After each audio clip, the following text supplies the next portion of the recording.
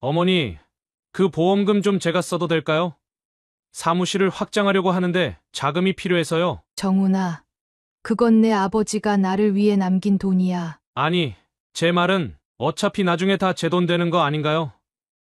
지금 제가 쓰나 나중에 제가 쓰나 똑같은 거 아니에요? 어머니, 솔직히 말씀드리면 그 돈으로 뭐 하시려고요?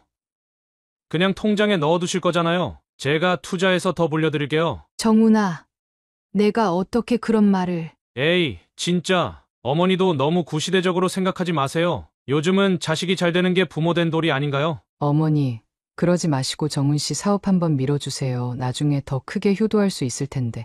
도대체 왜 이러세요? 그 돈 어차피 나중에 제 돈 될 텐데. 어머니는 그동안 제가 효도한 게 부족했나요? 그 비싼 결혼식도 다 치러드렸잖아요. 사연을 듣고 난 후 각자의 의견을 댓글로 남겨주시기 바랍니다. 사소한 댓글이라도 사연자분에게 큰 힘이 될 수 있습니다. 각색될 수 있고 사연자분의 입장에서 구성될 수 있습니다. 안덕희 여사님의 사연은 작은 시골 마을에서 시작되었습니다. 그녀의 아버지는 읍내에서 유일한 목공소를 운영하며 뛰어난 손재주로 마을 사람들의 신뢰를 받았지만 불안정한 경기 속에서 안정적인 수입을 얻기는 어려웠습니다.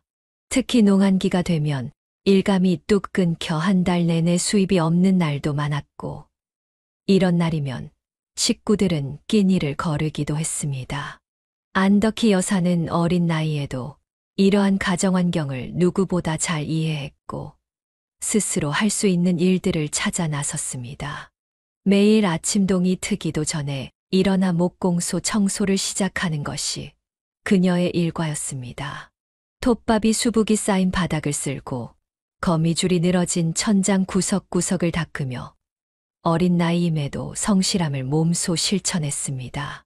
때로는 아버지의 심부름으로 멀리 떨어진 마을까지 부품을 배달하러 가기도 했는데 이런 날이면 수업에 늦지 않으려 허겁지겁 뛰어다녀야 했습니다.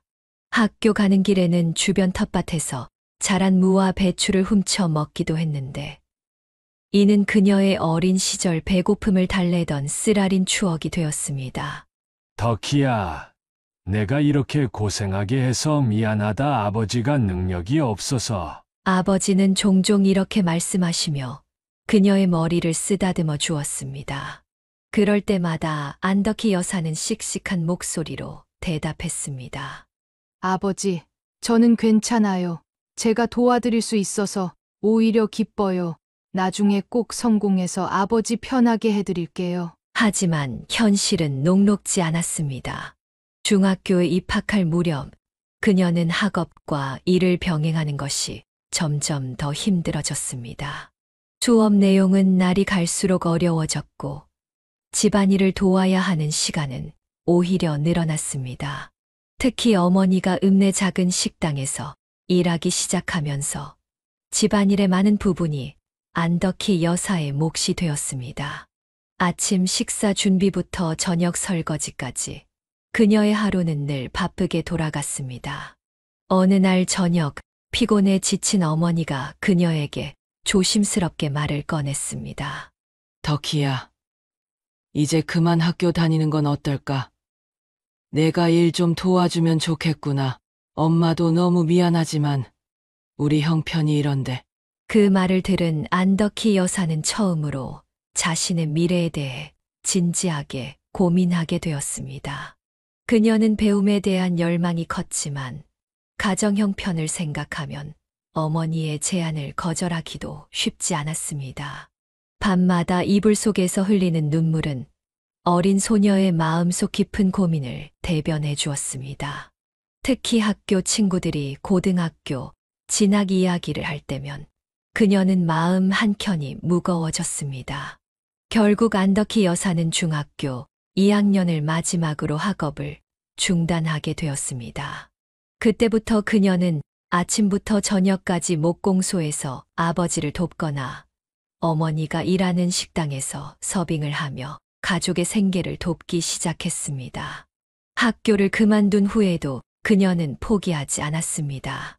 밤늦게까지 일하고 돌아와서도 틈틈이 책을 읽으며 독학으로라도 배움을 이어가려 노력했고, 주변 언니들에게서 재봉일도 배우며 자신의 미래를 준비했습니다. 가난은 그녀에게서 많은 것을 앗아갔지만 동시에 강인한 의지와 끈기, 그리고 삶에 대한 깊은 이해를 선물로 남겼습니다. 이후 그녀의 인생에서 마주하게 될 수많은 난관들을 헤쳐나갈 수 있는 힘은 바로 이때 만들어졌습니다. 목공소에서 힘든 나날을 보내던 안덕희 여사의 인생에 작은 변화가 찾아왔습니다. 그녀가 20살이 되던 해 아버지의 목공소에 새로운 일꾼이 들어왔는데 그가 바로 그녀의 미래 남편이 될 김철용 씨였습니다. 처음에는 서로를 그저 목공소의 일꾼과 주인의 딸로만 여겼지만 시간이 흐르면서 둘은 자연스럽게 가까워지기 시작했습니다. 철용 씨는 비록 학력은 높지 않았지만 손재주가 좋고 성실한 청년이었습니다. 그는 매일 아침 일찍부터 늦은 저녁까지 목공소에서 일하며 기술을 배웠고, 안덕희 여사가 심부름을 오면 늘 따뜻한 미소로 맞아주었습니다. 특히 그녀가 무거운 물건을 나를 때면 먼저 다가와 도와주곤 했습니다. 덕희 씨, 내가 들어줄게요. 조심해요. 이런 그의 따뜻한 배려는 안덕희 여사의 마음을 서서히 움직였습니다. 어느 날 퇴근길, 김철용 씨가 용기를 내어 그녀에게 말을 걸었습니다. 저기, 덕희 씨, 시간 되면 주말에 잠깐 저랑 차 한잔 하실래요? 그렇게 시작된 둘의 만남은 순수하고 애틋했습니다. 가난한 살림 때문에 멋진 데이트는 할 수 없었지만 시장 골목을 거닐며 나누는 이야기만으로도 충분히 행복했습니다. 김철용 씨는 종종 자신이 모은 용돈으로 안덕희 여사에게 빵을 사주었고, 그녀는 집에서 만든 도시락을 싸와 함께 나눠 먹었습니다. 철용아, 난 내가 참 좋아. 늘 나를 생각해주고 배려해주잖아. 나도 좋아. 덕희는 힘든 환경에서도 늘 씩씩하게 이겨내는 모습이 정말 멋진 것 같아. 이렇게 2년간의 연애 끝에 둘은 결혼을 결심했습니다.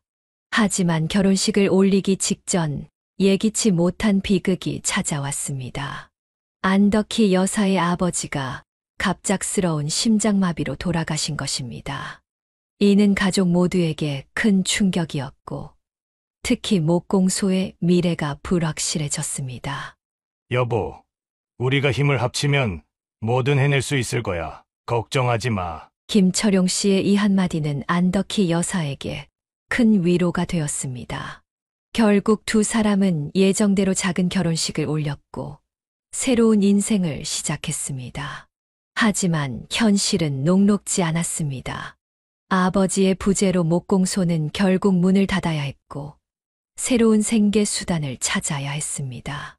깊은 고민 끝에 안덕희 여사는 자신이 어릴 적부터 잘하고 좋아했던 요리로 새로운 도전을 시작하기로 했습니다. 그녀는 작은 보증금을 마련해 시장 골목에 조그만 분식점을 열었습니다. 남편은 아내의 결정을 전적으로 지지했고 자신도 건설 현장에서 일하며 가게 운영 자금을 보태기로 했습니다. 여보, 내가 낮에는 건설 현장에서 일하고 밤에는 대리운전이라도 해서 돈을 벌어올게. 당신은 가게만 잘 운영해줘. 고마워, 여보. 나도 열심히 해서 꼭 성공할게. 부부는 각자의 자리에서 최선을 다했습니다. 안덕희 여사는 새벽 일찍 일어나 장을 보고 음식을 준비했고, 김철용 씨는 건설 현장에서 종일 일하고 밤에는 대리운전을 하며 가정 경제에 보탬이 되고자 했습니다. 쉴 틈 없는 생활이었지만 서로를 위한 마음만은 변함이 없었습니다. 특히 안덕희 여사는 남편이 늦은 밤 대리운전을 마치고 돌아올 때면 항상 따뜻한 국과 밥을 준비해 두었습니다. 김철용 씨는 피곤해 지친 몸이었지만 아내가 준비한 따뜻한 밥 한 끼에 모든 피로가 풀린다며 늘 고마워했습니다. 이처럼 서로를 생각하는 마음과 격려는 힘든 시기를 버텨내는 원동력이 되었습니다. 여보, 우리 이렇게 열심히 살면 좋은 날도 올 거야. 우리 포기하지 말자. 이렇게 서로를 의지하며 살아가는 동안 분식점은 조금씩 자리를 잡아갔고 단골 손님도 늘어났습니다. 비록 큰 돈을 벌지는 못했지만 안정적인 수입으로 생활을 꾸려나갈 수 있게 되었습니다. 이는 부부가 함께 이뤄낸 작지만 소중한 성과였습니다. 힘든 생활 속에서도 서로를 의지하며 살아가던 부부에게 어느 봄날 예기치 않은 소식이 찾아왔습니다. 안덕희 여사는 몸이 좋지 않아 찾은 병원에서 임신 소식을 듣게 되었습니다. 그녀는 처음 이 소식을 들었을 때 한동안 말을 잇지 못했습니다. 형편이 나아질 때까지 아이 갖는 것을 미루기로 했었기 때문입니다.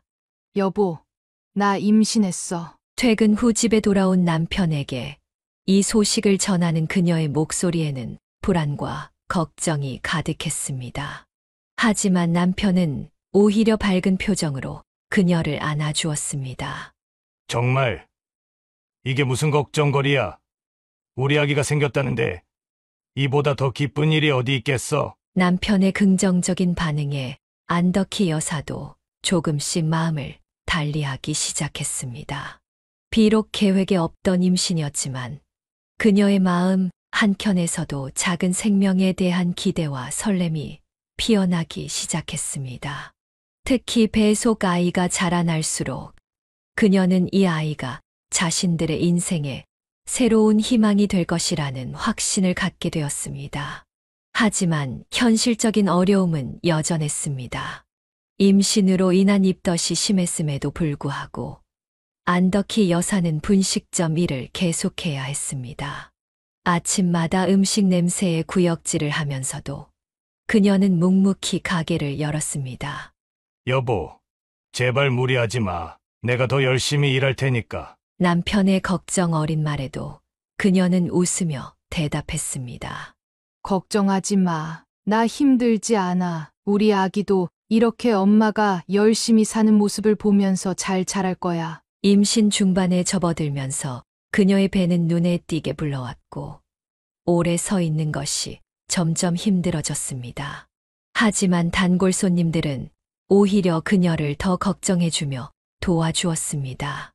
어떤 손님은 일부러 설거지를 도와주겠다고 나서기도 했고 또 어떤 손님은 임산부에게 좋다며 영양제를 가져다 주기도 했습니다. 임신 후반기에 접어들자 의사는 안덕희 여사에게 충분한 휴식을 취할 것을 권했습니다.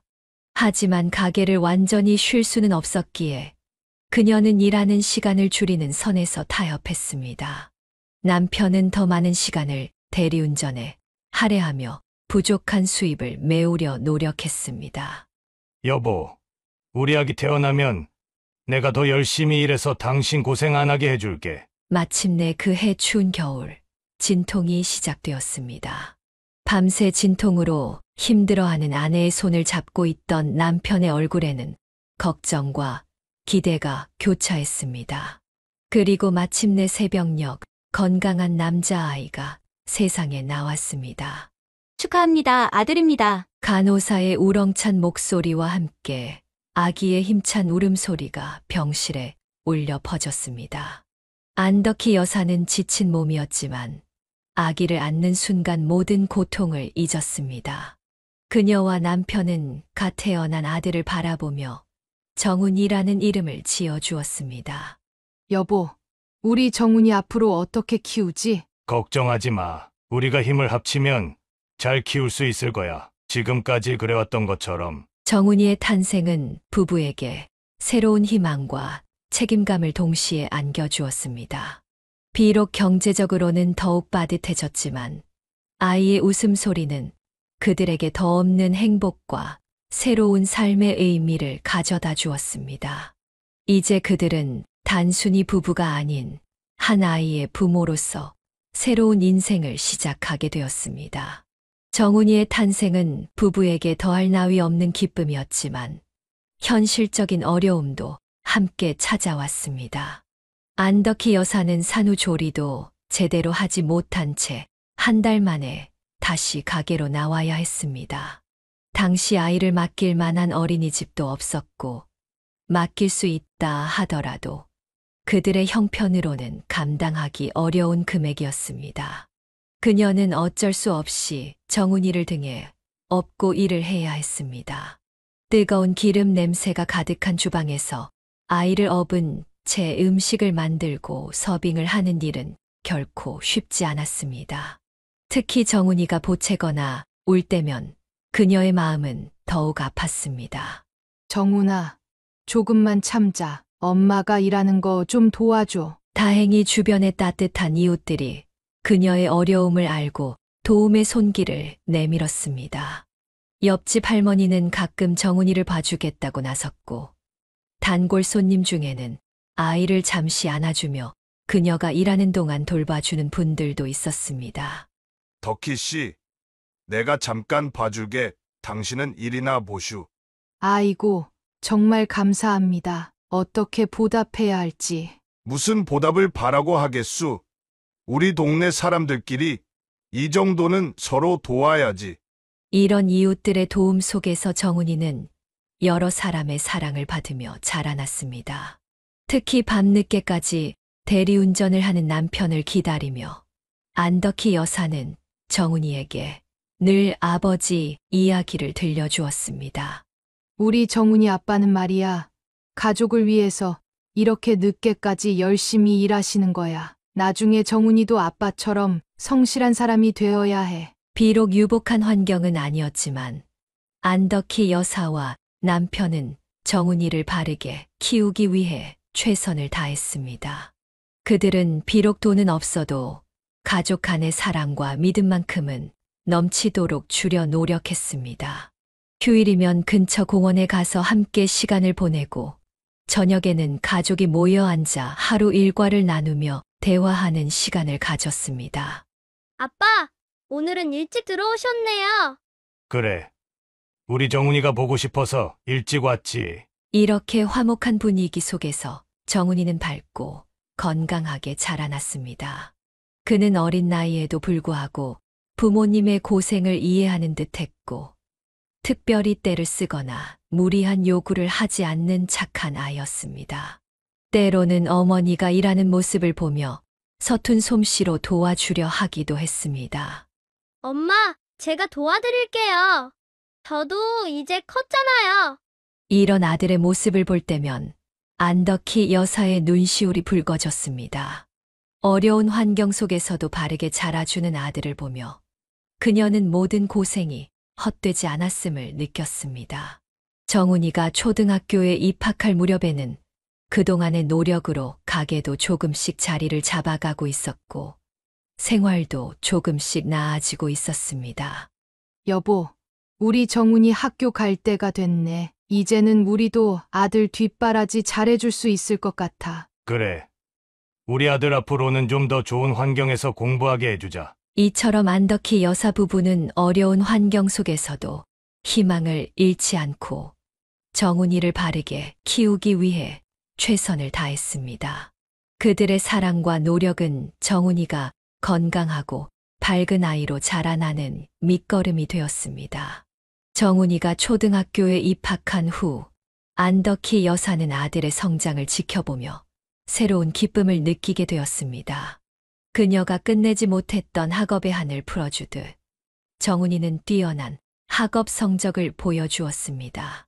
특히 수학과 과학 과목에서 두각을 나타내며 매 학기 전교 10등 안에 들었습니다. 선생님, 정훈이 어머니 되시죠? 정훈이가 정말 훌륭한 학생이에요. 공부도 잘하지만 무엇보다 예의 바르고 성실해서 다른 학생들의 모범이 되고 있답니다. 학부모 상담 때마다 이런 이야기를 들을 때면 안덕희 여사는 가슴이 뭉클해졌습니다. 어려운 환경 속에서도 씩씩하게 자라준 아들이 자랑스러웠습니다. 정훈이는 어린 나이였지만 부모님의 고된 삶을 이해하고 있었습니다. 가끔 친구들이 학원에 다니는 이야기를 할 때면 부러운 마음이 들기도 했지만 그는 결코 부모님께 무리한 요구를 하지 않았습니다. 대신 도서관에서 늦게까지 공부하며 스스로 부족한 부분을 채워나갔습니다. 엄마, 저는 학원 안 다녀도 돼요. 제가 열심히 할게요. 이런 아들의 말에 안덕희 여사는 더욱 미안한 마음이 들었습니다. 남편과 상의 끝에 근처 수학학원이라도 보내주기로 결정했습니다. 정훈아, 이제는 학원도 다닐 수 있게 됐어. 엄마 아빠가 열심히 일해서 마련했으니까 내 꿈을 위해 열심히 공부하렴. 정말요? 감사합니다. 엄마, 아빠. 저 열심히 할게요. 정훈이는 부모님의 기대에 부응하듯 더욱 열심히 공부했습니다. 학교 수업이 끝나면 학원에 가고 저녁에는 도서관에서 복습하는 것이 그의 일과가 되었습니다. 때로는 피곤해 보이는 모습에 안덕희 여사가 걱정스러운 눈빛을 보내기도 했지만 정훈이는 늘 밝은 미소로 답했습니다. 엄마, 걱정 마세요. 전 이렇게 하는 게 좋아요. 나중에 커서 꼭 성공해서 엄마 아빠한테 효도하려면 열심히 해야죠. 이런 정훈이의 모습은 주변 어른들에게도 좋은 평가를 받았습니다. 이웃집 할머니들은 정훈이를 볼 때마다 칭찬을 아끼지 않았고 분식점 단골 손님들도 그의 성장을 자신의 일처럼 기뻐했습니다. 덕희 씨, 정은이 정말 잘 키웠어요. 요즘 세상에 저렇게 공손하고 착한 아이가 어디 있나요? 그녀는 이런 말을 들을 때마다 가슴 한켠이 따뜻해졌습니다. 비록 물질적으로는 풍족하지 못했지만 정훈이가 바르고 건강하게 자라는 것만으로도 큰 축복이라고 느꼈습니다. 중학교에 진학한 후에도 정훈이의 성적은 계속해서 상위권을 유지했습니다. 특히 과학 경시대회에서 우수한 성적을 거두며 학교의 주목을 받았고 이는 안덕희 여사 부부에게 더 없는 자부심이 되었습니다. 여보, 우리 아들 정말 잘 자라주고 있지 않나요? 그래요. 우리가 고생한 게 전혀 아깝지 않네요. 이처럼 정훈이는 단순히 공부를 잘하는 학생을 넘어 부모님의 희생과 사랑을 이해하고 보답하려 노력하는 성숙한 아들로 자라나고 있었습니다. 그의 이러한 성장은 안덕희 여사 부부에게 더 없는 보람과 희망이 되었습니다. 아들 정훈이가 고등학교에 입학하면서 안덕희 여사의 마음은 한층 더 바빠졌습니다. 아들의 대학 진학을 위해 더 많은 지원이 필요했기 때문입니다. 하지만 정훈이는 여전히 변함없이 우수한 성적을 유지했고 특히 수학과 과학 과목에서는 두각을 나타내며 전교 상위권의 자리를 지켰습니다. 어느 날 진로를 고민하던 정훈이에게 담임 선생님이 한 제안을 했습니다. 정훈아, 이번 주 토요일에 특허청에서 주최하는 특별 강연이 있는데 내가 한번 들어보는 게 어떨까? 내 적성이랑 잘 맞을 것 같아서. 강연장에서 정훈이는 처음으로 변리사라는 직업을 접하게 되었습니다. 발명가들의 지적 재산권을 보호하고 기술의 가치를 법적으로 지켜주는 변리사의 역할에 그는 깊은 감명을 받았습니다. 특히 한 변리사가 들려준 작은 발명가의 성공 스토리는 그의 마음을 크게 움직였습니다. 그날 저녁 정훈이는 부모님께 자신의 꿈을 이야기했습니다. 엄마, 아빠, 제가 변리사가 되고 싶어요. 기술자들의 꿈을 지켜주는 일을 하고 싶어요. 그리고 변리사가 되면 엄마 아빠께도 잘해드릴 수 있을 것 같아요. 안덕희 여사는 아들의 진지한 눈빛을 보며 가슴이 뭉클해졌습니다. 남편도 뿌듯한 표정으로 아들의 어깨를 두드렸습니다. 정훈아, 내가 하고 싶은 일이라면 엄마 아빠가 끝까지 밀어줄게. 걱정하지 말고 내 꿈을 향해 달려가렴. 네, 어떤 어려움이 있어도 절대 포기하지 않고 꼭 변리사가 될게요. 그리고 나중에 꼭 효도하겠습니다. 그날 이후로 정훈이의 생활은 더욱 바빠졌습니다. 학교 공부는 물론 도서관에서 특허법과 관련된 책들을 찾아 독학하기 시작했습니다. 때로는 피곤해 지쳐 쓰러질 것 같았지만 목공소에서 일하시던 아버지의 모습과 분식점에서 고생하시는 어머니를 생각하며 힘을 냈습니다. 안덕희 여사와 남편은 아들의 이러한 모습을 보며 더없이 흐뭇했습니다. 그들은 서로 눈빛을 교환하며 말했습니다. 여보, 우리 아들 참 듬직하죠? 그래요. 어려운 환경에서도 저렇게 바르게 자라줘서 얼마나 감사한지 몰라요. 이렇게 정훈이의 변리사를 향한 꿈은 시작되었고, 이는 안덕희 여사 가족에게 새로운 희망이 되었습니다. 그의 꿈을 위해 부모님은 더욱 열심히 일했고, 정훈이 또한 자신의 목표를 향해 한 걸음씩 나아갔습니다. 정훈이의 끊임없는 노력과 부모님의 헌신적인 지원은 마침내 값진 결실을 맺게 되었습니다. 대학 입시 결과가 발표되던 날, 안덕희 여사의 분식점에는 기쁨의 함성이 울려 퍼졌습니다. 엄마, 아빠, 저 합격했어요. 그 순간 안덕희 여사는 그 자리에 주저앉아 울음을 터뜨렸습니다. 남편도 평소의 과묵함을 잊은 채 아들을 끌어안았습니다. 여보, 우리 아들이, 우리 정훈이가 명문대학교에 갔어요. 그래요. 정말 꿈만 같네요. 정훈이는 변리사의 꿈을 이루기 위해 화학공학과를 선택했습니다. 특허 업무에서 이공계 전공자들이 더 유리하다는 조언을 들었기 때문입니다. 특히 그의 지도 교사는 이공계 출신 변리사들이 기술 특허를 다루는 데 있어 강점이 있다고 조언해 주었습니다. 엄마, 아빠, 제가 화학공학을 전공하면서 특허법도 함께 공부할 거예요. 그러면 더 훌륭한 변리사가 될 수 있을 것 같아요. 안덕희 여사는 아들의 말을 들으며 가슴이 뭉클해졌습니다. 자신은 중학교도 졸업하지 못했지만 아들은 이제 나라에서 가장 좋은 대학 중 하나에 입학하게 된 것입니다. 그동안의 고생이 모두 보상받는 듯 했습니다. 입학식 날, 안덕희 여사 부부는 처음으로 대학교 캠퍼스를 방문했습니다. 웅장한 정문을 지나며 그들의 눈시울은 다시 한번 붉어졌습니다. 여보, 저 푸른 잔디밭에서 공부하게 될 우리 아들을 보니 꿈만 같네요. 그래요. 우리 정훈이가 정말 자랑스러워요. 정훈이는 부모님의 마음을 알기에 더욱 열심히 공부하겠다고 다짐했습니다. 화학공학이라는 새로운 도전이 기다리고 있었지만 그는 이미 마음의 준비가 되어 있었습니다.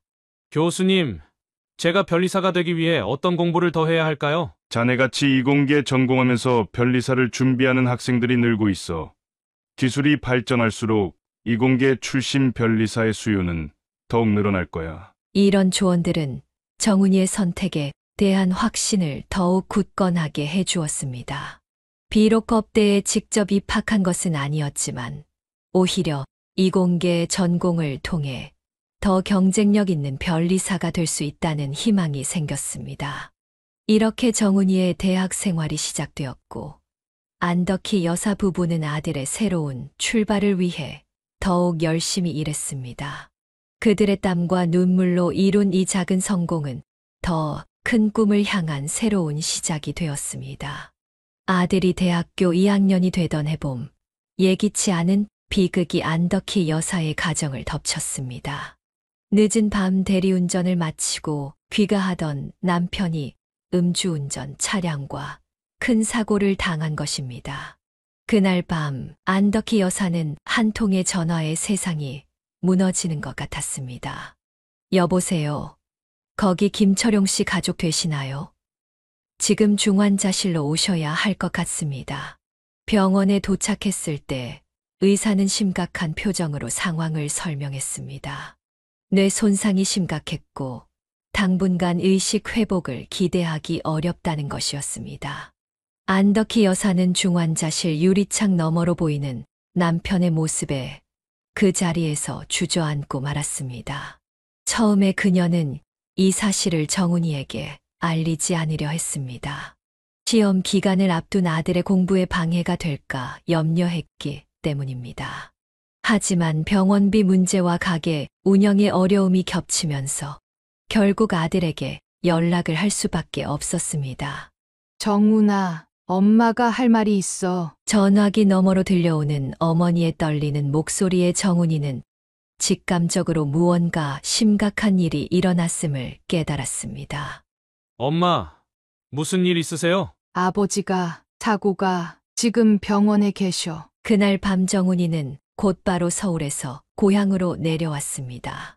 중환자실에 누워 계신 아버지를 보는 순간 그의 눈에서는 뜨거운 눈물이 흘러내렸습니다.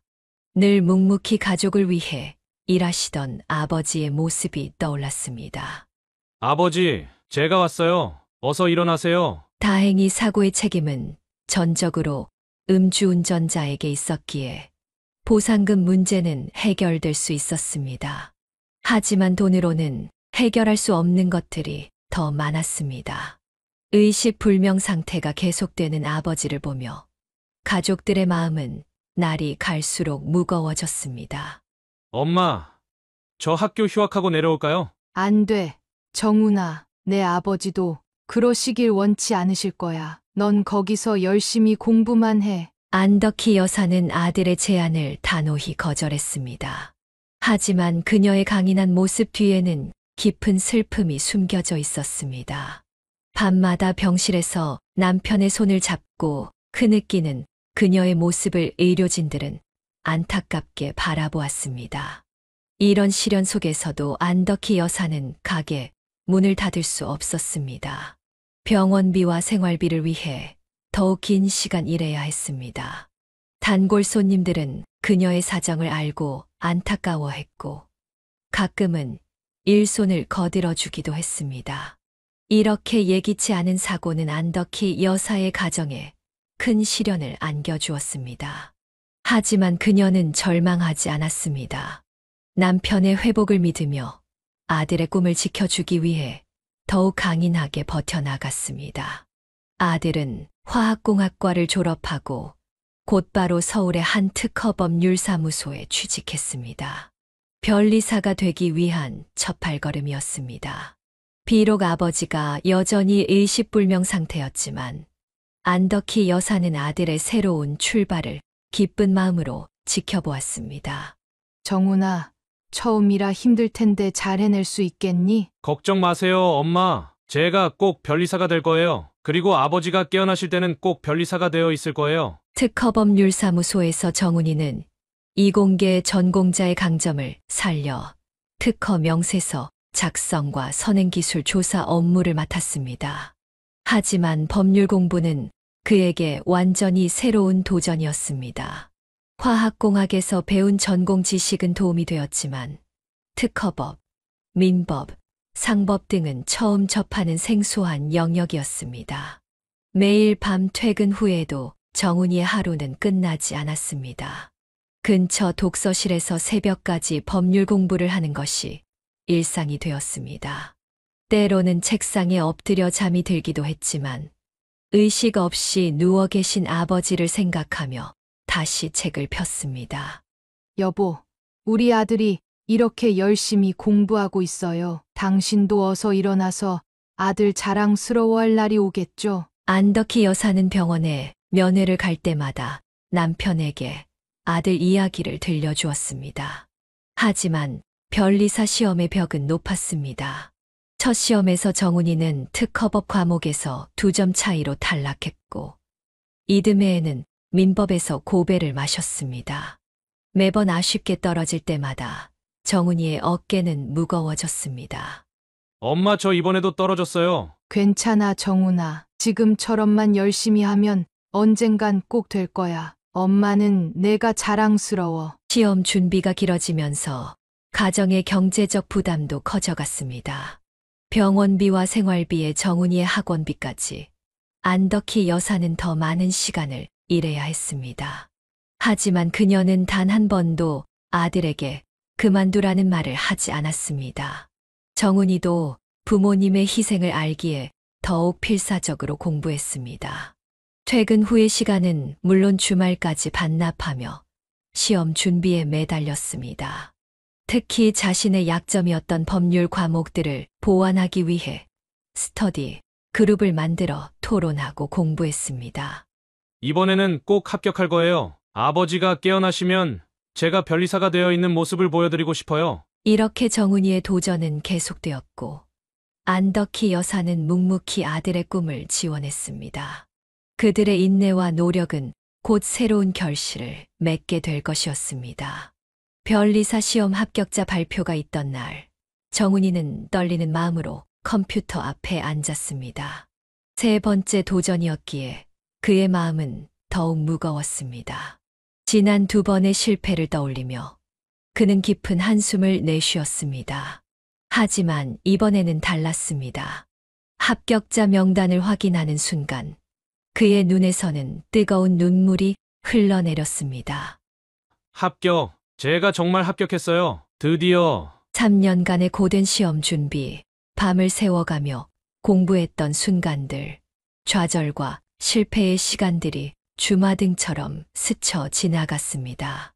떨리는 손으로 어머니께 전화를 걸었습니다. 엄마, 제가 해냈어요. 이번에 정말 합격했어요. 전화기 너머로 들려오는 안덕희 여사의 흐느낌은 오랜 시간 멈추지 않았습니다.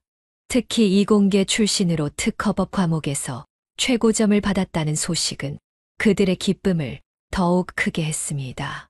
그동안 화학공학과를 나온 것이 오히려 장점이 되어 기술 특허 분야에서 두각을 나타낼 수 있었던 것입니다. 정훈아, 내가 정말 자랑스럽구나. 이렇게 열심히 해준 우리 아들. 정훈이는 합격 소식을 들은 즉시 병원으로 향했습니다. 3년째 의식 없이 누워 계신 아버지 앞에서 그는 큰절을 올렸습니다. 병실은 고요했지만 그의 마음속에는 수많은 감정이 소용돌이쳤습니다.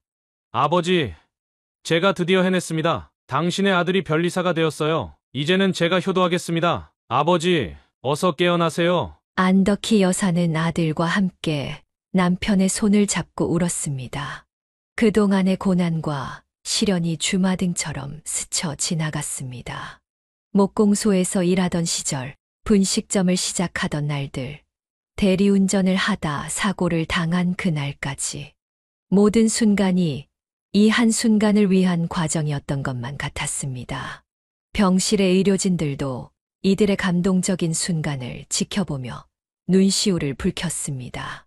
3년간 이 병실을 지켜본 간호사들은 정훈이가 매일같이 공부하러 가기 전 들러 아버지께 인사하던 모습을 기억하고 있었습니다. 정훈 씨, 정말 축하드려요. 아버님께서도 분명 자랑스러워하실 거예요. 합격 소식이 알려지자 여러 대형 특허법률사무소에서 면접 제안이 쇄도했습니다. 특히 이공계 출신의 특허법 최고점이라는 이력은 법조계에서도 주목을 받았습니다. 정훈이의 앞날은 이제 희망으로 가득해 보였습니다. 정훈 씨, 우리 로펌에서는 이공계 출신 변리사를 특별히 우대하고 있습니다. 연봉도 최고 수준으로 보장해드리겠습니다. 특히 화공 분야 특허는 앞으로 더욱 수요가 늘어날 것으로 예상됩니다. 저희 법률사무소는 글로벌 특허 소송을 전문으로 하고 있습니다. 정훈 씨의 실력이라면 국제 무대에서도 충분히 활약하실 수 있을 것 같습니다. 이런 매력적인 제안들이 이어졌지만 정훈이의 마음은 이미 정해져 있었습니다. 그는 자신이 처음 일했던 특허법률사무소를 선택했습니다. 수년간 시험 준비를 하는 동안 배려해주고 도와준 그곳의 동료들과 선배들을 잊지 못했기 때문입니다. 어머니, 이제 제가 어머니 가게 그만두시고 편하게 쉬실 수 있게 해드릴게요. 그동안 너무 고생만 하셨잖아요. 아니야, 정훈아. 내가 이렇게 훌륭하게 자라준 것만으로도 엄마는 더할 나위 없이 행복해. 이제 내 앞날에 좋은 일만 가득할 거야. 합격 축하 파티는 소박하게 치러졌습니다.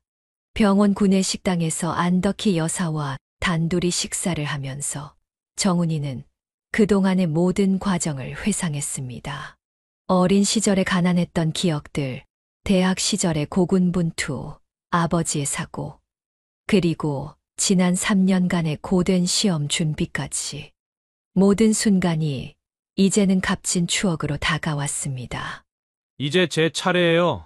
어머니, 제가 이제부터 어머니와 아버지를 책임지겠습니다. 그동안 너무 고생만 하셨으니 이제는 제가 효도하겠습니다. 이렇게 정훈이의 꿈은 마침내 실현되었고 안덕희 여사의 오랜 고생도 보상받는 순간이었습니다.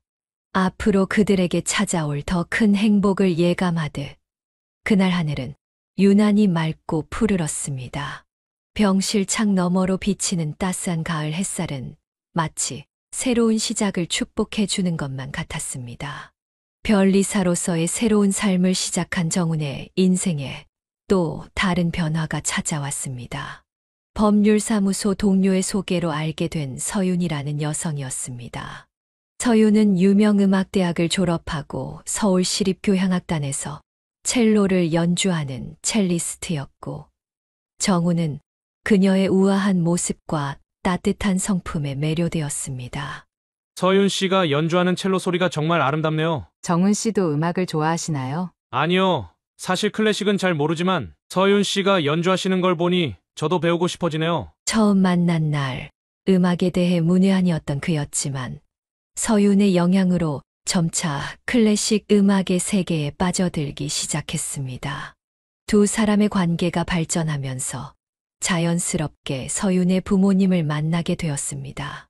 서윤의 아버지는 반도체 부품을 수출하는 중소기업의 대표였고, 어머니는 유명 음악대학 교수였습니다. 특히 서윤의 아버지는 정훈이 변리사라는 점에 크게 관심을 보였습니다. 변리사 시험이 얼마나 어려운지 잘 알고 있습니다. 더구나 이공계 출신이라니. 우리 회사에도 큰 도움이 될 것 같네요. 요즘은 기술 특허가 기업의 생명이나 다름없으니까요. 고급 레스토랑에서 이루어진 첫 만남에서 서윤의 부모님은 정훈의 이야기를 진지하게 경청했습니다.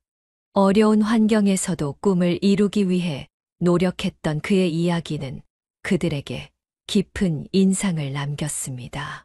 정훈 씨, 그동안 정말 많은 어려움이 있었을 텐데, 그래도 이렇게 훌륭하게 성장하셨네요. 안덕희 여사는 이런 상황이 조금 부담스러웠습니다. 특히 첫 만남에서 서윤의 어머니가 입은 명품 옷과 가방을 보며 위축되었습니다. 분식집을 하는 자신과는 너무나 다른 세계의 사람들 같았습니다. 정훈아, 저렇게 좋은 집 안 하고 우리가 잘 어울릴까?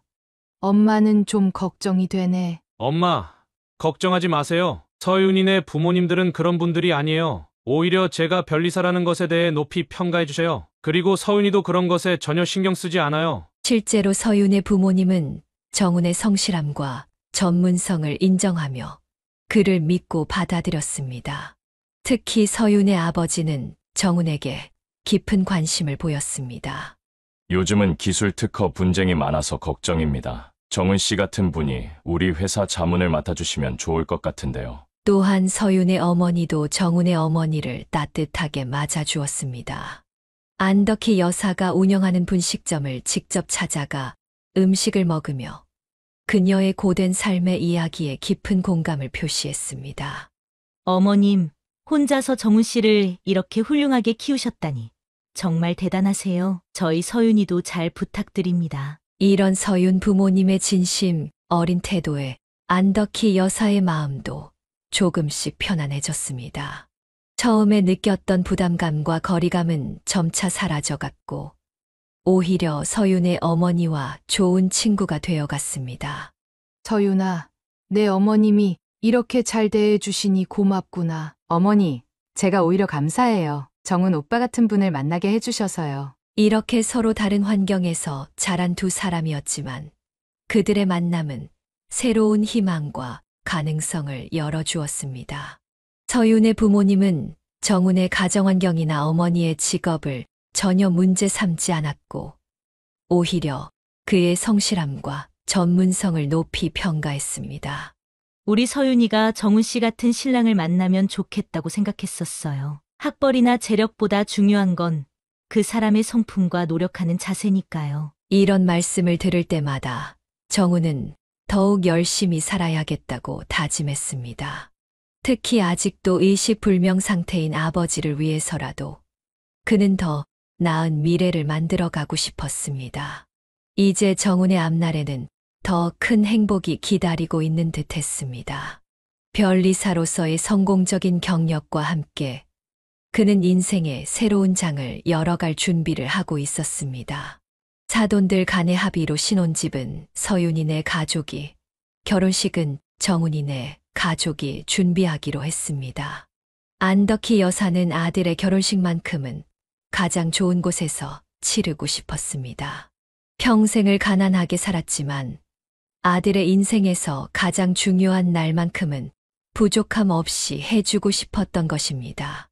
여보, 우리 아들 결혼식은 최고로 해주고 싶어요. 제가 평생 모아둔 돈이 있으니 걱정 마세요. 여전히 의식 없이 누워 계신 남편을 바라보며 안덕희 여사는 마음을 다잡았습니다. 최고급 호텔 예식장을 예약하고 유명 연주자들로 구성된 축하 공연도 준비했습니다. 특히 서윤이 소속된 오케스트라의 동료들이 결혼식 축하 연주를 자청하면서 결혼식은 더욱 특별해질 것 같았습니다. 어머니, 이렇게까지 해주시지 않으셔도 되는데. 아니야. 우리 아들 평생 한 번뿐인 결혼식인데 이 정도는 해야지. 결혼식 비용이 1억 원을 훌쩍 넘어섰지만 안덕희 여사는 오히려 담담했습니다. 분식점을 하면서 20년간 한 푼, 두 푼 모아둔 돈과 보험금으로 받은 돈을 모두 털어 아들의 결혼식을 준비했습니다. 사돈, 이렇게 좋은 곳에서 결혼식을 준비해 주시다니 정말 감사합니다. 서윤의 어머니는 오히려 미안한 마음이 들었습니다. 신혼집으로 고급 아파트를 마련해 주기로 했지만 결혼식까지 안덕희 여사가 이렇게 크게 준비할 줄은 몰랐기 때문입니다. 웨딩 플래너들은 안덕희 여사의 세세한 요구사항을 하나하나 맞춰가며 완벽한 결혼식을 준비했습니다. 호텔 최고급 코스 요리와 고급스러운 장식, 웨딩 드레스까지 모든 것을 최상으로 준비했습니다. 어머니, 제가 이렇게 호화로운 결혼식을 올리게 될 줄은 몰랐어요. 정훈이가 걱정스러운 눈빛으로 말했지만 안덕희 여사는 미소를 지으며 대답했습니다. 괜찮아. 내가 이렇게 훌륭하게 자라준 것만으로도 엄마는 충분히 행복해. 이 정도는 해줄 수 있지. 이렇게 안덕희 여사는 평생의 저축을 아들의 결혼식을 위해 아낌없이 내놓았습니다. 그녀의 이런 정성은 사돈댁의 마음도 더욱 감동시켰고 두 집안의 관계는 더욱 돈독해졌습니다. 결혼식 날짜가 다가올수록 모든 이의 마음은 설렘과 기대로 가득 찼습니다. 사돈은 12억 원대의 고급 아파트를 신혼집으로 선물했습니다. 처음 이 소식을 들었을 때 안덕희 여사는 복잡한 심정이었습니다. 물론 아들이 좋은 환경에서 살게 된다는 것은 기쁜 일이었지만 한편으로는 왠지 모를 불안감이 밀려왔습니다. 장모님, 장인어른 정말 감사합니다. 이렇게 좋은 집을 마련해 주시다니. 정훈이가 허리 굽혀 인사를 하자 서윤의 아버지가 웃으며 말했습니다. 우리 서윤이가 음악하는 사람이라 조용한 환경이 필요하잖나. 앞으로 둘이 행복하게 잘 살게. 하지만 시간이 흐를수록 안덕희 여사의 불안은 현실이 되어갔습니다. 정훈은 점점 처가의 영향력 아래 놓이기 시작했습니다. 주말마다 처가를 방문하고 휴가 계획도 처가 위주로 짜여졌습니다. 심지어 명절에도 처가에서 더 많은 시간을 보내기 시작했습니다. 정훈아, 이번 주말에는 엄마랑 아버지 병원에 같이 가자. 어머니, 죄송한데 이번 주말에는 장인어른 회사에서 미팅이 있어서. 이런 대화가 잦아질수록 안덕희 여사의 마음은 더욱 쓸쓸해졌습니다. 특히 의식불명 상태인 남편의 병실을 찾는 정훈의 발걸음이 뜸해지는 것이 가장 마음 아팠습니다. 서윤의 부모님은 자주 회사 일을 핑계로 정훈을 불렀고 그때마다 거절하지 못하는 아들을 보며 안덕희 여사는 한숨만 깊어졌습니다. 12억이라는 거액의 신혼집이 자신과 아들 사이에 보이지 않는 벽을 만들어가고 있다는 것을 그녀는 점점 더 분명하게 느낄 수 있었습니다. 여보, 우리 아들이 이제는 저희 부모보다 처가가 더 편한가 봐요. 의식 없는 남편의 손을 잡고 눈물 짓는 날이 많아졌습니다. 그녀가 평생을 바쳐 키운 아들이 이제는 점점 멀어져 가는 것만 같았습니다. 결혼 이후 1년, 정훈의 변화는 더욱 뚜렷해졌습니다. 어머니를 찾아뵙는 횟수는 급격히 줄어들었고, 통화도 짧아졌습니다. 한때 그토록 애틋했던 모자지간의 정은 어디론가 사라진 듯 했습니다. 어느 날, 안덕희 여사가 아들 부부를 찾아갔을 때 일입니다. 현관에 들어서자마자 서윤이 불편한 기색을 내비쳤습니다. 어머님, 미리 연락 주시고 오시지 저희가 오늘 저희 친정에 가기로 했었거든요. 그 말을 듣고 정훈이 어머니를 향해 냉랭하게 말했습니다. 엄마, 우리 이제 신혼이에요. 갑자기 이러시면 곤란하죠. 앞으로는 꼭 미리 연락하고 오세요. 안덕희 여사는 그 자리에서 그만 눈물이 왈칵 쏟아졌습니다. 정훈아, 내가 너를 낳고 키울 때는 이런 날이 올 줄 몰랐구나. 명절에도 상황은 마찬가지였습니다. 차례상을 준비하던 안덕희 여사에게 정훈이 갑자기 전화를 했습니다.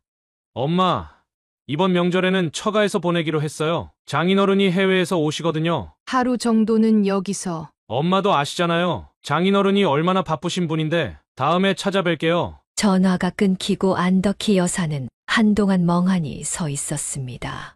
병원에 누워있는 남편을 찾아가 또다시 혼잣말을 했습니다.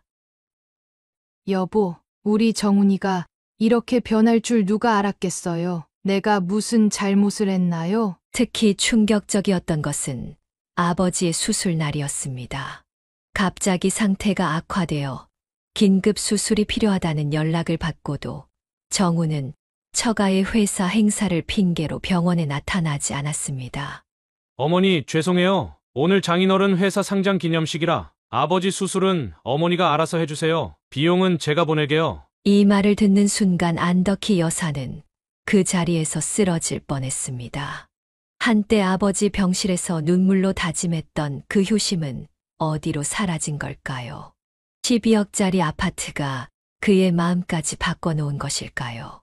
매일 밤 안덕희 여사는 옛 앨범을 꺼내보며 울었습니다. 어린 시절 등에 엎여 잠들던 정훈이 힘들 때마다 어머니를 먼저 걱정하던 그 따뜻한 아들의 모습은 이제 찾아볼 수 없었습니다. 내가 너무 욕심을 부린 걸까? 호화로운 결혼식에, 좋은 신혼집에 우리 정훈이의 마음까지 팔아버린 걸까? 이제 안덕희 여사의 분식점에는 더 이상 정훈이가 찾아오지 않았습니다. 한때 어머니의 고생을 걱정하며 가게 그만두기를 권하던 그 마음은 어디론가 사라지고 대신 엄마, 이제 그 나이에 무슨 장사예요? 라는 차가운 말만 남았습니다. 어느 순간부터 장인의 권유로 정훈은 골프를 배우기 시작했습니다. 주말마다 장인과 함께 골프장에 나가면서 그들의 관계는 더욱 가까워졌습니다. 골프장에서 장인은 사업적 조언을 아끼지 않았고 정훈은 그의 말 한마디를 놓치지 않으려 했습니다. 정훈이 자네도 이제 개업을 준비할 때가 되지 않았나? 내가 아는 사람들을 좀 소개해 줄 수 있네. 장인의 이 한마디에 정훈의 인생은 또 다른 전환점을 맞이했습니다. 처가의 인맥과 자금 지원으로 개인 특허법률사무소를 차리게 된 것입니다. 아버님, 정말 감사합니다. 제가 어떻게 보답해야 할지. 허허, 무슨 보답인가. 우리 김서방이 잘 되는 게 나로서는 가장 큰 기쁨이지. 사무실 개업식 날, 장인은 거래처 대표들을 대거 초청해 성대한 파티를 열어주었습니다. 하지만 그 자리에 안덕희 여사의 모습은 없었습니다.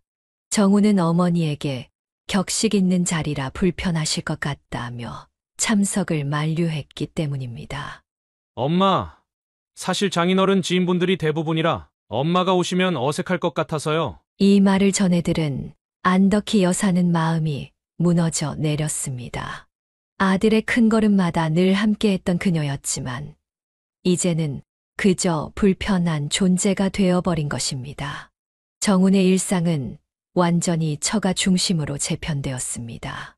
주말이면 장인과 골프를, 평일 저녁에는 처가 모임에 참석했습니다.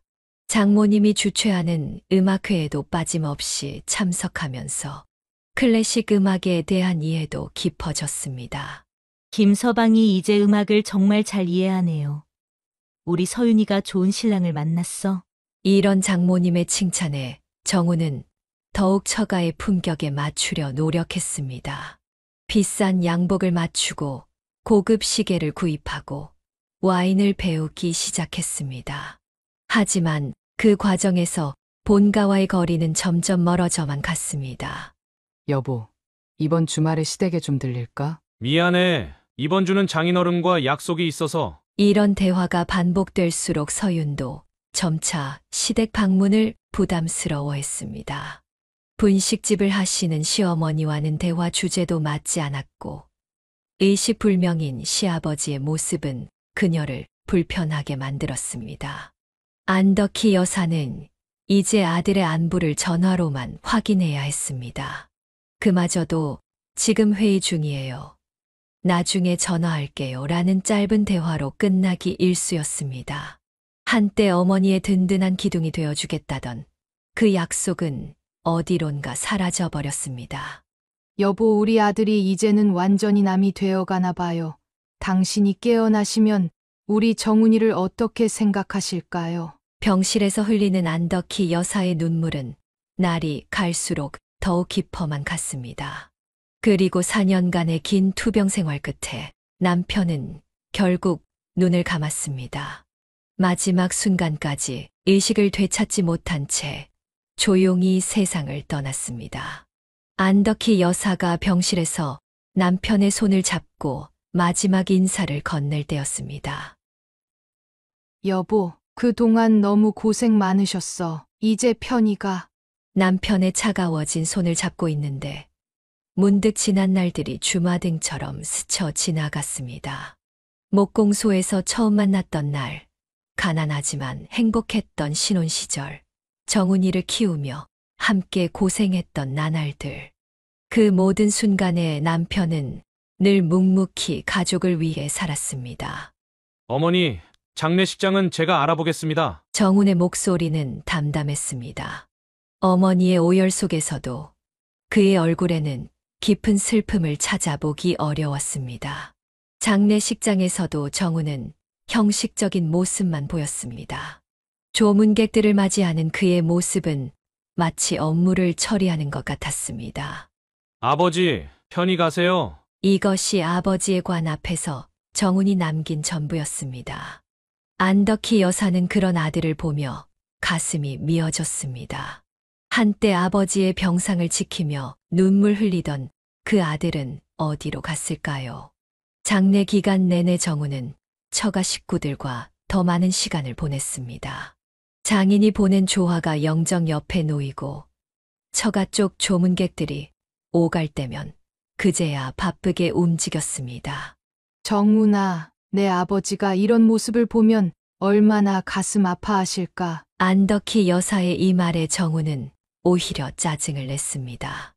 어머니, 제가 할 일은 다 하고 있잖아요. 이제 그만 그러세요. 장례를 마치고 집으로 돌아온 안덕희 여사는 텅 빈 집에서 오랫동안 울었습니다.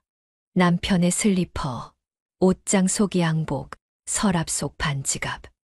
모든 것이 그대로였지만 더 이상 그는 없었습니다. 여보, 당신이 그렇게 사랑하던 우리 아들이 이렇게 변해버렸네요. 제가 무엇을 잘못한 걸까요? 장례식 이후 정훈의 발걸음은 더욱 뜸해졌습니다. 이제 그녀의 곁에는 남편도 아들도 없었습니다. 평생을 가족을 위해 살아온 두 사람의 빈자리가 서로 다른 의미로 그녀의 가슴을 아프게 했습니다. 남편의 사망 후 예기치 않은 소식이 전해졌습니다. 김철용 씨가 몰래 가입해둔 생명보험에서 4억 원의 보험금이 나오게 된 것입니다. 안덕희 여사는 이 사실을 알고 또다시 눈물을 흘렸습니다. 늘 가족을 위해 준비하고 있었던 남편의 마지막 배려였습니다. 처음 이 소식을 들은 정우는 반가워했습니다. 어머니, 아버지가 이런 준비를 하고 계셨네요. 이제 어머니도 좀 편하게 사실 수 있겠어요. 하지만 얼마 지나지 않아 정훈의 태도가 달라지기 시작했습니다.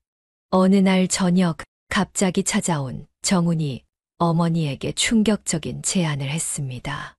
어머니, 그 보험금 좀 제가 써도 될까요? 사무실을 확장하려고 하는데 자금이 필요해서요. 정훈아, 그건 내 아버지가 나를 위해 남긴 돈이야. 아니, 제 말은 어차피 나중에 다 제 돈 되는 거 아닌가요?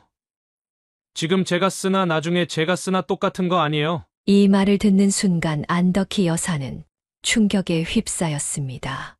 하지만 이것은 시작에 불과했습니다. 어머니, 솔직히 말씀드리면 그 돈으로 뭐 하시려고요?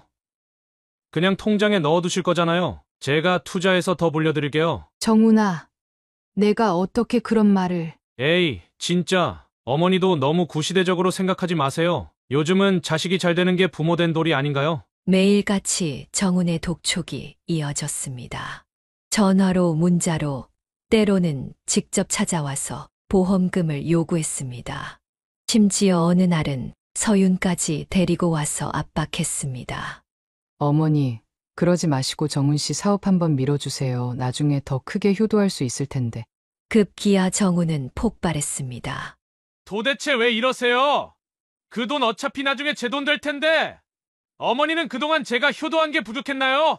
그 비싼 결혼식도 다 치러드렸잖아요. 정훈아, 그때는 내가 가진 걸 다 써서... 아, 진짜 답답하네. 그럼 평생 그 분식집이나 하면서 사시게요. 전 이제 그만두라고 해도 고집 부리시고, 그러고도 제가 불효자예요. 이렇게 모진 말을 던지고 나간 정훈을 바라보며 안덕희 여사는 하염없이 눈물을 흘렸습니다. 남편이 자신을 위해 남긴 마지막 선물마저 이제는 아들과의 갈등의 씨앗이 되어버렸습니다. 여보, 당신이 이런 걸 보면 얼마나 가슴 아파하실까요? 우리 정훈이가 이렇게 변해버렸네요. 아들과의 갈등이 깊어지면서 안덕희 여사는 큰 결심을 하게 됩니다. 30년 넘게 운영해온 분식점을 정리하고 강원도 바닷가 마을로 떠나기로 한 것입니다.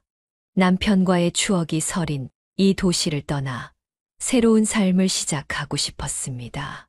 부동산에 가게를 내놓고 바닷가 마을의 작은 집을 알아보던 중 정훈이 갑자기 찾아왔습니다. 어머니, 무슨 생각으로 이러시는 거예요? 갑자기 시골은 무슨 시골이에요? 정훈아, 이제 엄마도 조용히 살고 싶구나. 말도 안 돼요. 어머니가 거기 가서 뭘 하시겠다는 거예요? 그리고 그 보험금은 어쩌고요? 안덕희 여사는 담담하게 대답했습니다. 그 돈으로 작은 집을 하나 사서 살려고 해. 바다도 보고 텃밭도 가꾸면서. 절대 안 됩니다. 어머니가 그렇게 시골 가서 사시면 제가 얼마나 창피해요. 장인어른 장모님께 뭐라고 설명하냐고요. 이 말에 안덕희 여사의 눈에서 눈물이 흘렀습니다. 창피하다고. 내가 그렇게까지 날 창피해하는 줄은 몰랐구나. 정훈은 계속해서 어머니의 결정을 막으려 했습니다. 심지어 부동산에 직접 찾아가 가게 매매를 취소하려 하기도 했습니다. 하지만 이번만큼은 안덕희 여사의 의지가 확고했습니다. 정훈아, 이제 그만하자. 내가 내 삶을 사는 것처럼 나도 내 삶을 살고 싶구나. 어머니, 제발 정신 차리세요. 그 나이에 무슨 새 삶이에요? 그냥 여기 계시면서 제가 용돈 드릴 테니. 돈이 다가 아니야. 엄마는 이제 조용히 살고 싶다. 아들의 반대에도 불구하고 안덕희 여사는 천천히 새로운 삶을 준비해 나갔습니다. 30년 동안 정들었던 가게의 물건들을 정리하고 바닷가 마을의 작은 집을 계약했습니다. 비록 아들은 이해하지 못했지만 그녀의 눈빛에는 오랜만에 평화로움이 깃들어 있었습니다. 아니, 도대체 무슨 생각으로 이러시는 건데요? 저 모르게 이사를 준비하시다니. 어느 날 갑자기 사무실로 찾아온 안덕희 여사를 보며 정훈이 소리를 질렀습니다. 평소 점잖은 이미지를 중시하던 그였지만 이날만큼은 달랐습니다. 나도 이제는 내 삶을 살고 싶어서. 무슨 삶이요? 그 보험금 혼자 쓰려고 이러시는 거죠? 그렇게 독단적으로 결정하시면 어떡해요? 정훈의 목소리는 점점 더 커졌습니다. 사무실 직원들이 놀란 듯 쳐다보았지만 그는 아랑곳하지 않았습니다. 정훈아, 이 돈은 내 아버지가 나를 위해 아버지가 돌아가신 마당에 누구를 위한 돈이라는 게 무슨 의미가 있어요? 어머니는 제가 얼마나 힘들게 여기까지 왔는지 아세요? 처가의 도움이 없었다면 저는 아무것도 아니었을 거예요. 그 순간 안덕희 여사의 얼굴이 하얗게 변했습니다. 그래, 너에게는 이제 처가가 전부구나. 내가 평생 너를 위해 바친 세월은 그렇게 쉽게 잊혀지니? 에이, 또 그 얘기예요. 제가 언제 어머니 은혜를 잊었다고. 그래서 제가 비싼 결혼식도 해드리고. 내가 해준 게 아니라 내가 평생 모은 돈으로 한 거야. 순간 정훈의 얼굴이 일그러졌습니다. 뭐요? 그럼 장인어른이 사주신 12억 아파트는요? 제 사무실 자금은요? 어머니는 뭘 해주셨어요? 정훈아. 이제 와서 그 보험금마저 혼자 쓰시겠다고요? 그동안 처가에서 받은 게 얼마나 많은데 적어도 그 보험금은 제 몫이. 그만해. 안덕희 여사의 날카로운 외침이 사무실에 울려 퍼졌습니다. 내가 정말 내 아들이 맞니? 돈이 그렇게 중요하니? 어머니야말로 왜 그렇게 돈에 집착하시는 거예요? 그 돈 얼마나 된다고? 집착이라고? 그래, 너는 이제 돈의 가치만 알 뿐이구나. 내가 너를 위해 바친 시간과 정성은 모르는구나. 말을 마친 안덕희 여사는 천천히 일어섰습니다. 그녀의 눈에서는 눈물이 흘렀지만 더 이상 슬픔은 없어 보였습니다. 정훈아, 이제 알겠다. 내가 얼마나 변했는지. 보험금은 한 푼도 줄 수 없어. 이건 내 아버지가 나를 위해 남긴 마지막 선물이야. 이제 더 이상 날 찾아오지 마라. 어머니! 하지만 안덕희 여사는 뒤도 돌아보지 않고 사무실을 나섰습니다. 그녀의 발걸음은 무거웠지만 마음만큼은 이상하게 가벼워진 것 같았습니다. 안덕희 여사는 강원도 강릉의 작은 바닷가 마을로 이사를 왔습니다. 30년 넘게 살았던 도시를 떠나오면서 그녀의 마음은 무겁고도 가벼웠습니다. 새로 마련한 집은 바다가 보이는 아담한 2층 주택이었고 앞마당에는 작은 텃밭도 있었습니다. 이사 온 첫날 그녀는 근처 유기견 보호소에서 한 강아지를 데려왔습니다. 검은 털에 하얀 발을 가진 이 강아지는 마치 그녀를 기다렸다는 듯 꼬리를 흔들었습니다. 너도 가족이 필요했구나. 이제 우리 함께 살자. 강아지의 이름은 행복이로 지었습니다. 이제 새로운 행복을 찾아가자는 의미였습니다. 아침이면 행복이와 함께 바닷가를 산책하고 텃밭에서 야채도 가꾸었습니다. 또한 지역 노인복지관에서 배식 봉사를 시작했고 매달 조금씩 고아원에도 기부를 하기 시작했습니다. 여보, 이제야 제가 조금은 편안해진 것 같아요. 남편의 사진 앞에서 그녀는 작은 미소를 지었습니다. 하지만 그 미소 뒤에는 여전히 아들에 대한 그리움이 숨어 있었습니다. 은행에는 1억 원을 따로 정훈의 몫으로 남겨두었습니다. 언젠가 아들이 진정으로 자신의 잘못을 깨닫고 찾아올 날을 기다리며 비록 지금은 서로가 상처를 주고받았지만 그녀는 여전히 정훈이가 돌아올 것이라 믿었습니다. 정훈아, 엄마는 언제나 내가 돌아오기를 기다릴게. 이제 그녀의 하루는 조용하지만 의미 있게 채워지고 있었습니다. 복지관에서 만난 새로운 친구들과 소소한 일상을 나누고 텃밭에서 직접 기른 채소로 김치를 담가 이웃들과 나누었습니다. 작은 행복들이 하나둘 쌓여가는 동안 그녀의 얼굴에는 점차 평화로움이 깃들어갔습니다. 매일 저녁 그녀는 바다를 바라보며 묵주 기도를 했습니다. 아들의 앞날을 위한 기도, 자신의 새로운 삶을 위한 기도, 그리고 언젠가 다시 만날 날을 위한 기도를 올렸습니다. 여보, 우리 아들 잘 지키고 계시죠? 언젠가는 꼭 우리 정훈이가 예전의 모습을 되찾을 거예요. 그때까지 저는 여기서 기다리고 있을게요. 이렇게 안덕희 여사의 새로운 인생이 시작되었습니다. 비록 혼자지만 그녀는 더 이상 외롭지 않았습니다. 행복이와 함께하는 일상, 이웃들과 나누는 온기, 그리고 언젠가 돌아올 아들에 대한 희망이 그녀를 지켜주고 있었기 때문입니다. 사연을 듣고 댓글을 남겨주시기 바랍니다. 사소한 의견일지라도 사연자분에게는 큰 힘이 됩니다. 노골적인 악성 댓글은 사연자분에게 상처가 될 수 있으니 삼가주시기 바랍니다.